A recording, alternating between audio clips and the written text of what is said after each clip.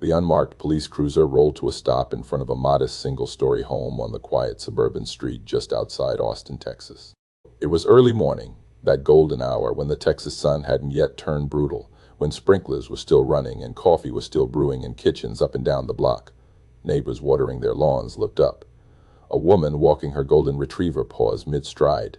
They watched as three detectives emerged from two vehicles, their faces set with the kind of grim determination that comes from carrying a secret too heavy to hide.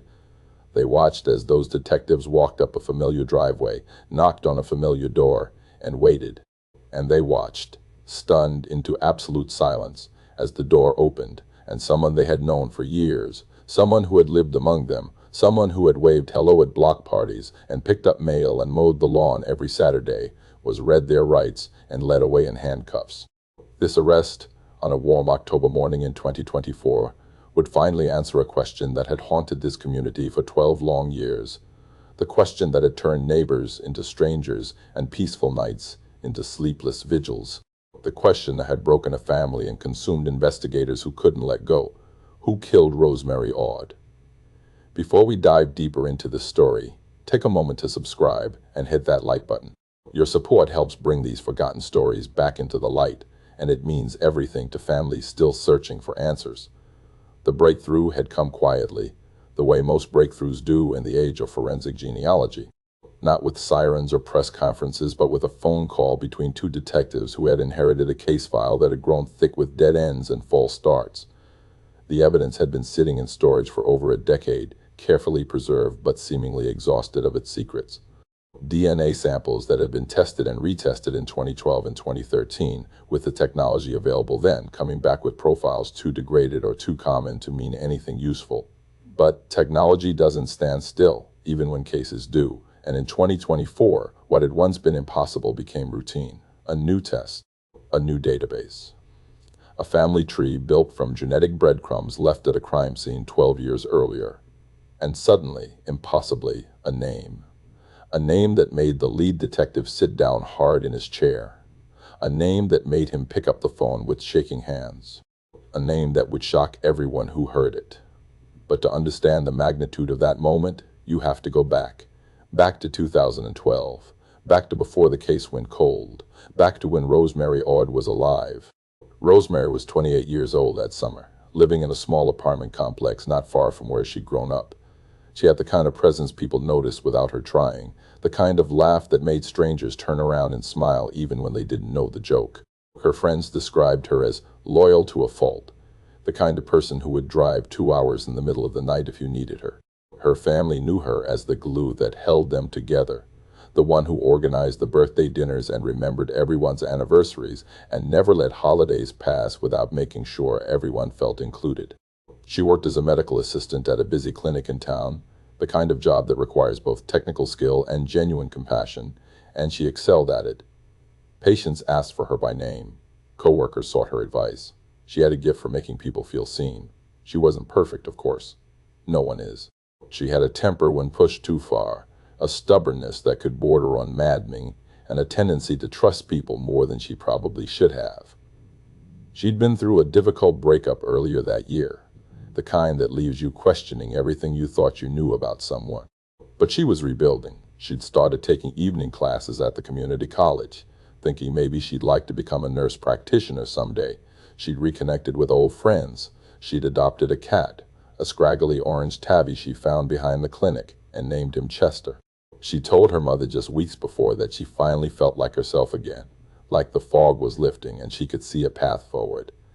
Texas in late September still holds on to summer with both hands, the heat pressing down like a weight, even as the calendar insists fall should be arriving.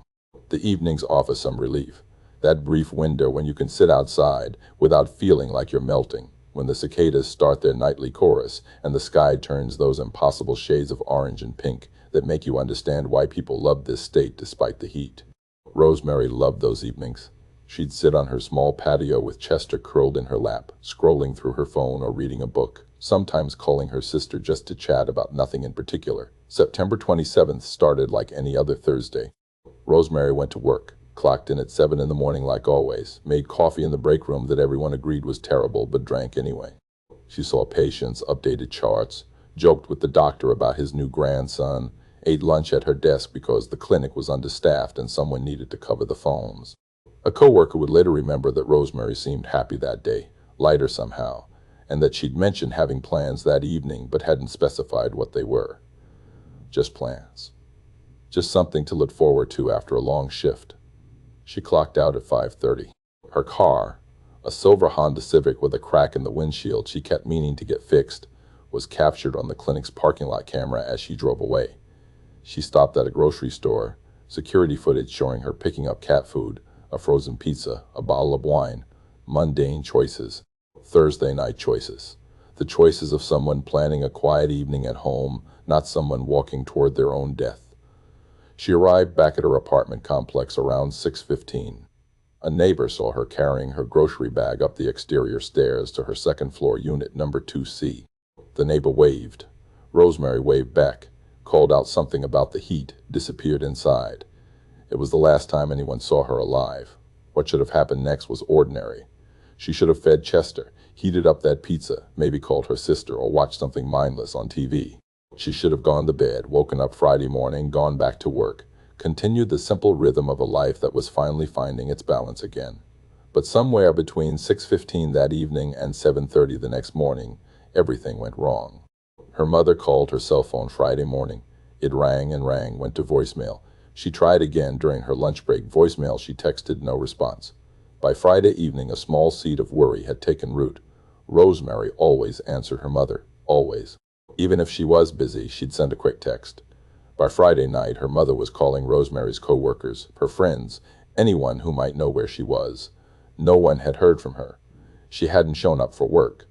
The clinic had tried calling too, assuming she was sick. But her phone just rang.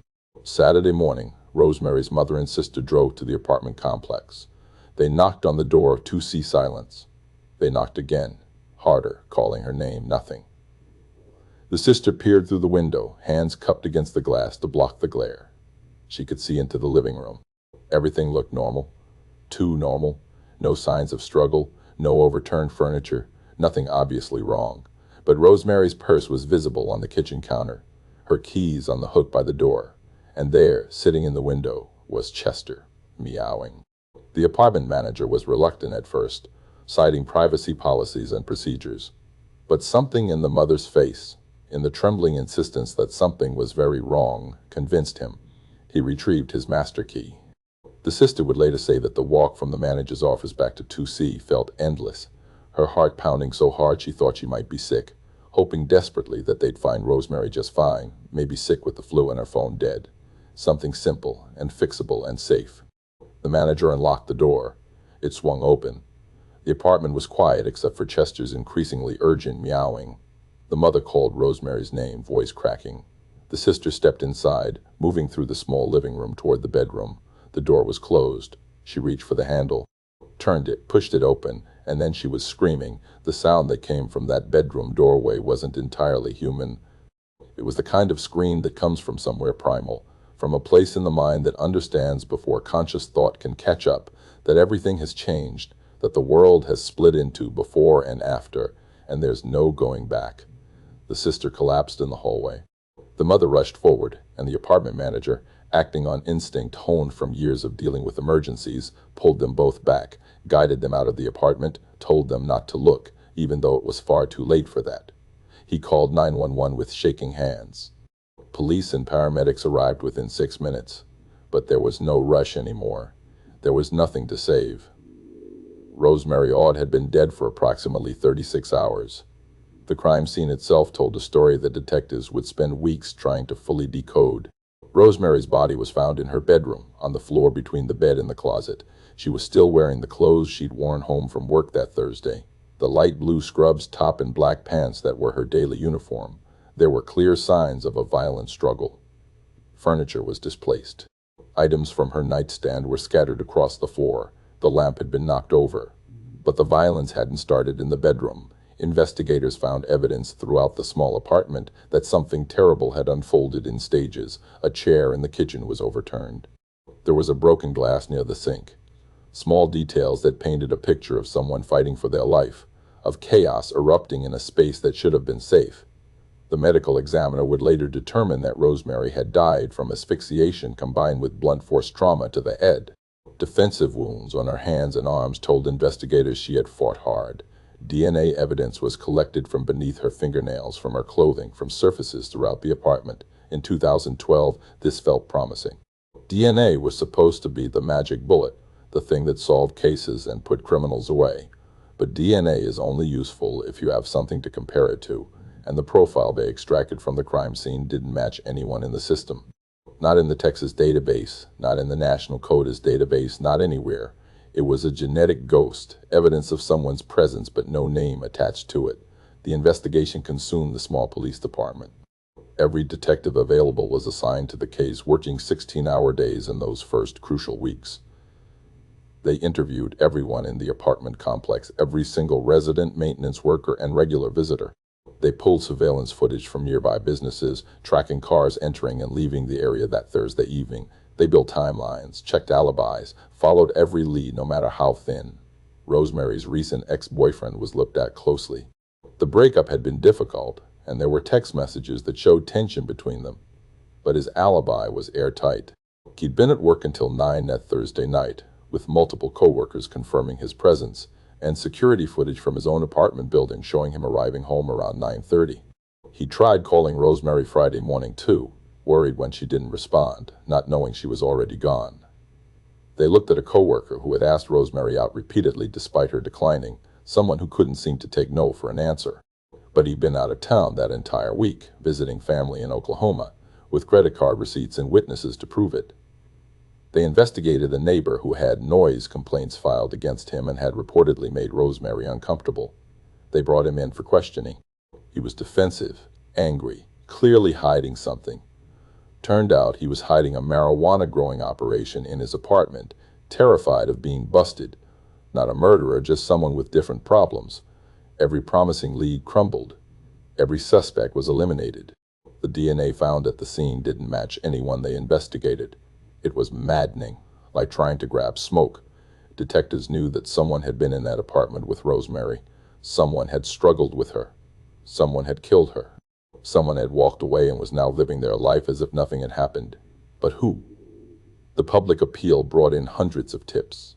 People called saying they'd seen a suspicious car, heard an argument, noticed someone acting strangely. Each tip was logged and investigated. Each one led nowhere. The local news covered the story extensively in those first months. Rosemary's face was on television, in newspapers, on flyers posted throughout town. Crime Stoppers offered a reward. The community rallied, organizing vigils and awareness campaigns. But as fall turned to winter and winter turned to spring, the media coverage slowed.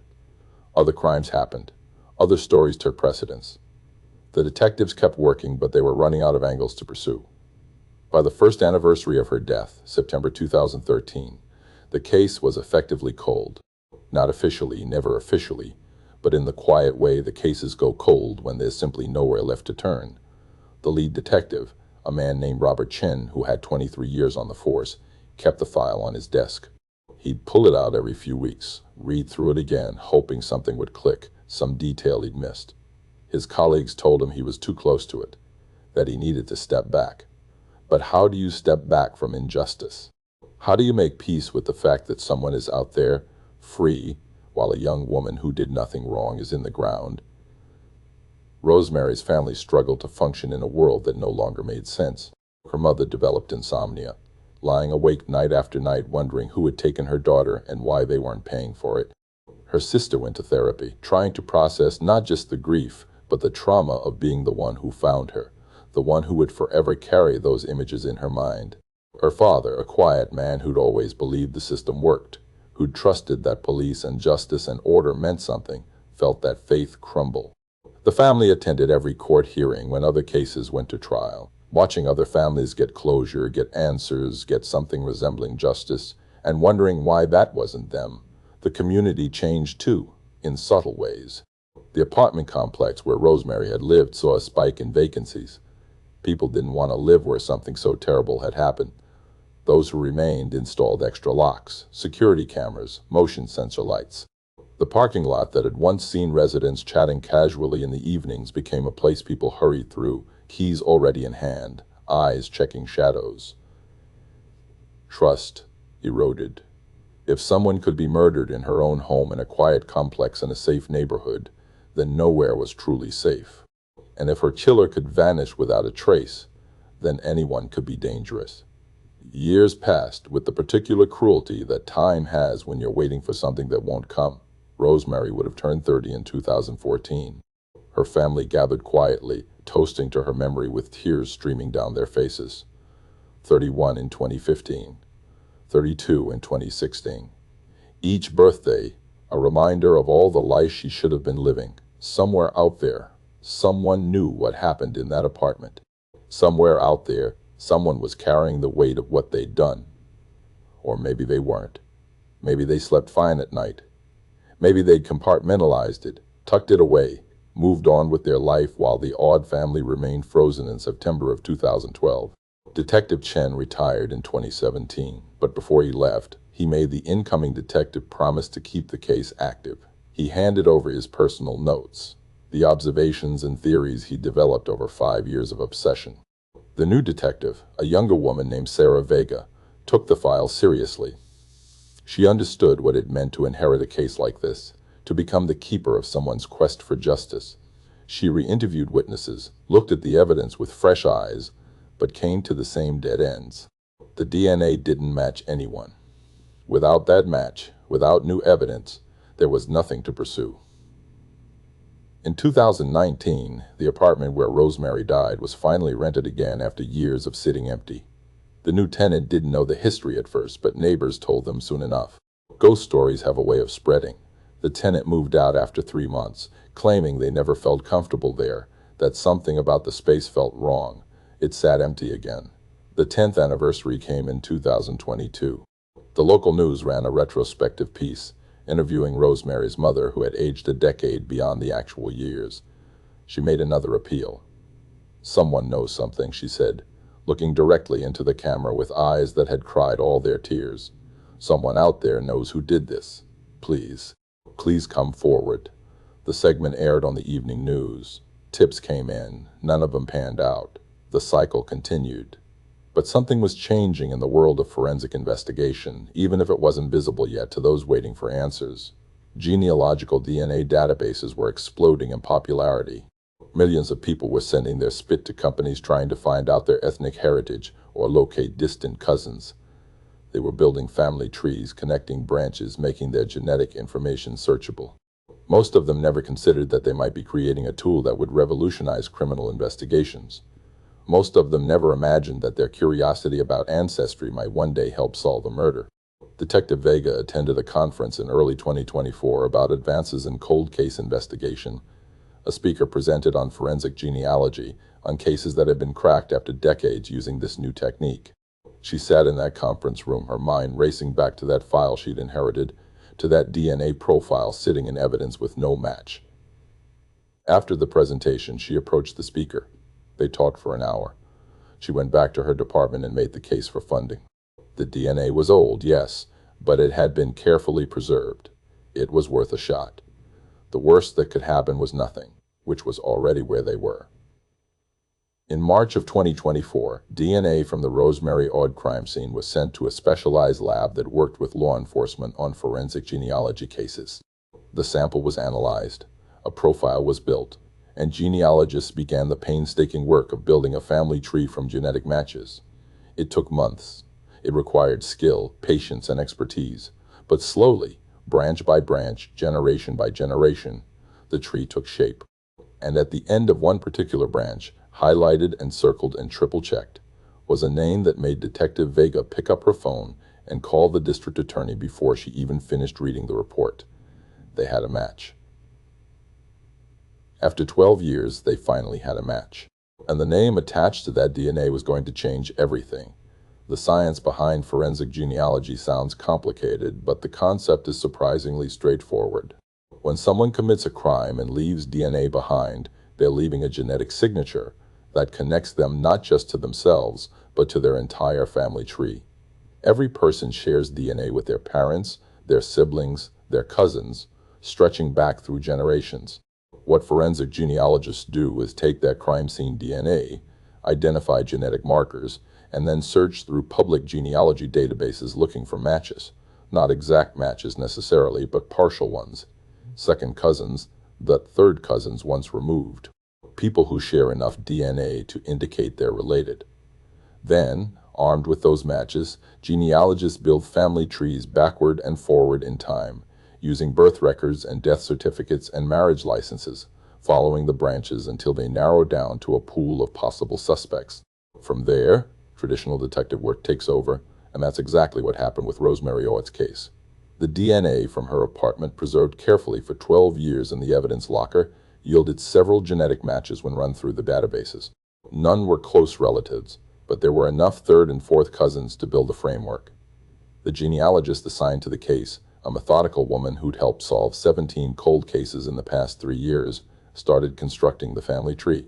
She worked backward from the matches, identifying common ancestors, then forward through their descendants. She spent weeks in this process, cross-referencing records, eliminating branches that didn't fit the profile.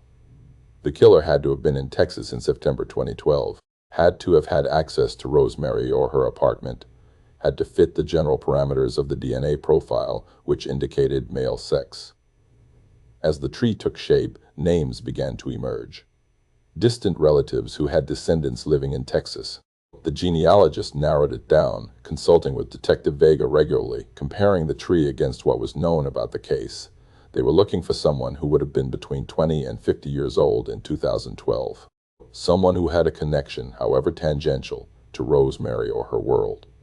The pool of candidates shrank from dozens to a handful, and then, through the careful process of elimination and verification, one name rose to the top: Michael Reeves, 36 years old in 2012, 48 now in 2024. He lived just 15 minutes from Rosemary's apartment complex. He'd lived in the area for over a decade, and when Detective Vega pulled his information, her blood ran cold. Michael Reeves had worked for the property management company that oversaw Rosemary's apartment complex.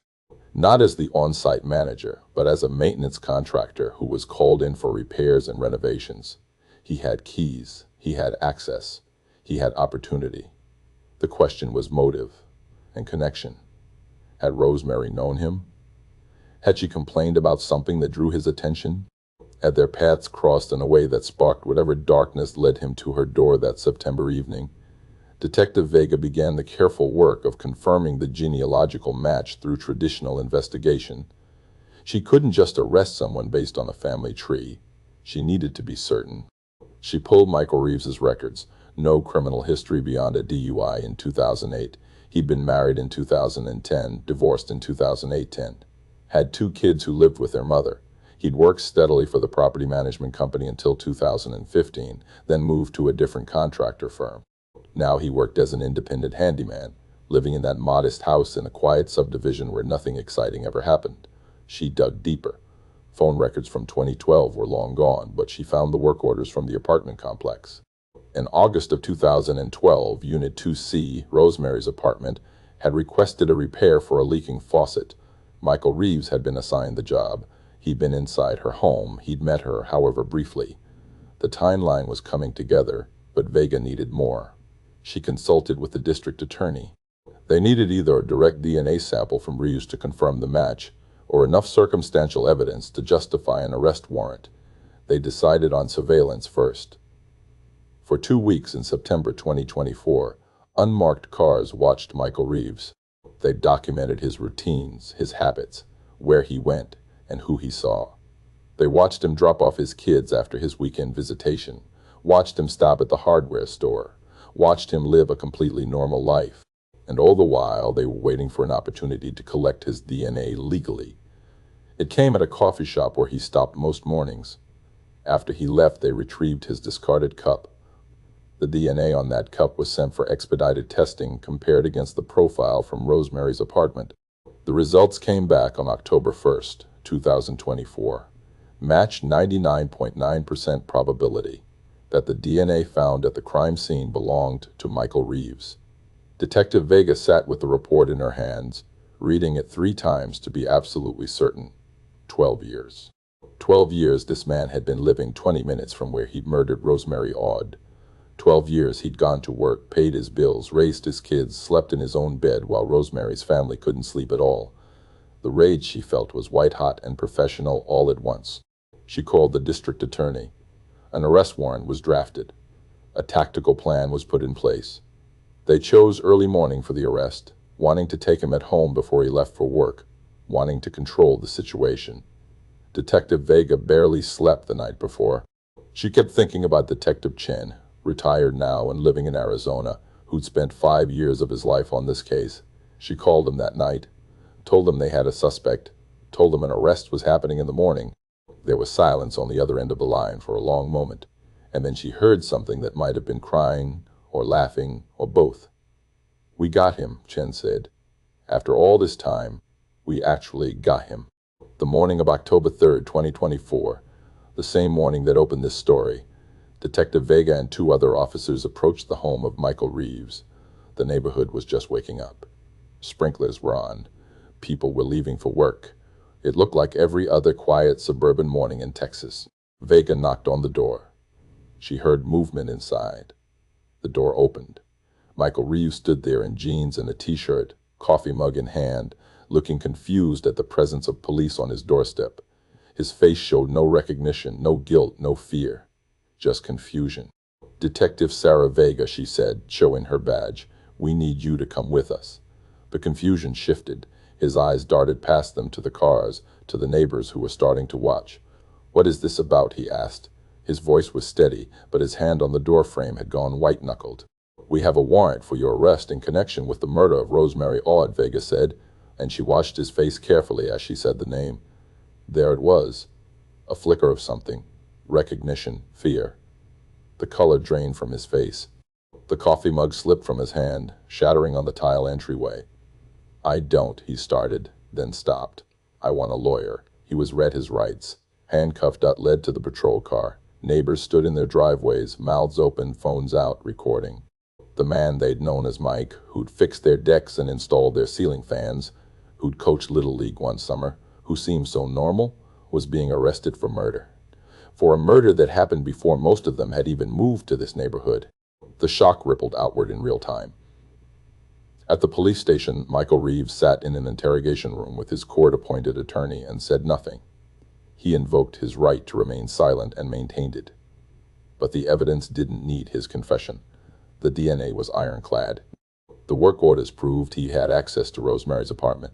Investigators went through his old belongings, storage units, the garage of his ex-wife's house where some of his things from 2012 still sat in boxes. They found the jacket that matched fibers found at the crime scene. They built a timeline that placed him in the area the night Rosemary died, during the window when the murder occurred. The theory that emerged, pieced together from evidence and behavioral analysis, was chilling in its simplicity. Michael Reeves had done the repair work at Rosemary's apartment in August. He'd met her, seen her, been inside her space. Maybe he'd become obsessed. Maybe he'd returned later under the pretense of following up on the repair. Maybe she'd let him in, trusting him as someone affiliated with the property management. Or maybe he'd used his master key access. Either way, he'd been there that Thursday night. Something had gone wrong. Maybe she'd rejected in advance. Maybe she threatened to report him. Maybe his intentions had been violent from the start. The struggle happened. Rosemary fought hard, fought desperately, but she was alone and he was stronger. And when it was over, when she lay dead in her bedroom, he'd cleaned himself up as best he could and walked away. He'd gone home to his wife. He'd gone to work the next day. He'd continued living his life while Rosemary's family fell apart. The arrest made headlines throughout Texas. 12-year-old cold case solved through DNA genealogy. The press conferences showed Detective Vega standing with the district attorney, with representatives from the genealogy lab, explaining how modern science and old-fashioned detective work had finally brought a killer to justice. But the real story wasn't in those press conferences. It was in a quiet living room where Rosemary's mother sat with her daughter, watching the news coverage, holding each other and crying tears that were equal parts grief and relief. They'd waited 12 years for this moment. 12 years of not knowing, of suspecting everyone and no one, of wondering if justice would ever come. The trial was scheduled for spring of 2025. Michael Reeves pleaded not guilty, but his attorney knew the evidence was overwhelming. There would likely be a plea deal, conversations about life in prison versus the death penalty, legal maneuvering that would drag out for months. But the essential truth was settled. He'd been caught.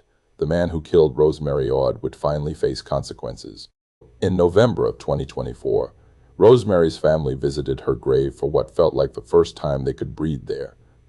They brought flowers, the purple irises she'd always loved. They stood together in the Texas sunshine and spoke to her, telling her they'd finally gotten answers, that the person who'd taken her life would pay for what they'd done. Her mother touched the headstone, traced the engraved dates, and whispered that she could rest now. They all could rest now. Detective Chen flew in from Arizona for the court proceedings. He sat in the gallery with Detective Vega, two investigators separated by years but united by their commitment to a case that had consumed them. They didn't talk much, just sat together, witnesses to the justice they'd fought so hard to achieve. When Michael Reeves was led into the courtroom, Chen felt something settle in his chest, a weight he'd been carrying for so long that he'd forgotten what it felt like without it. The community struggled to reconcile the Michael Reeves they'd known with the monster the evidence painted. Some neighbors refused to believe it, convinced there'd been a mistake, that the quiet handyman couldn't possibly be a murderer. Others remembered small things with new context, how he'd sometimes stare at women a little too long, how he'd shown up at a neighbor's house once unannounced claiming he'd seen a security issue he wanted to check, how there'd been something off about him that they'd never been able to name. Hindsight is cruel and clarifying all at once.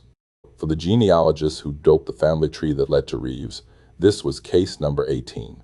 She moved on to the next cold case, the next family waiting for answers, the next victim who deserved justice.